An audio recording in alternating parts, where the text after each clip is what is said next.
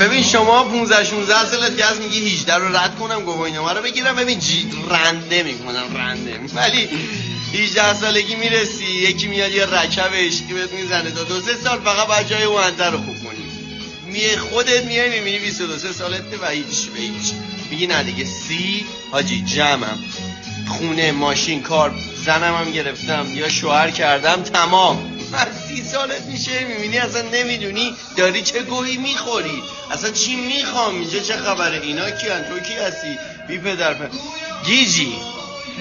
حالا الان تو 30 میگی ببین تا 40 به پختگی هم رسیدم زندگیم جمعه. خواستم بگم ببین داداش ببین آبجی این تا 90 سالگی ادامه داره، یعنی ما آخرم نمیفهمیم چه خبره.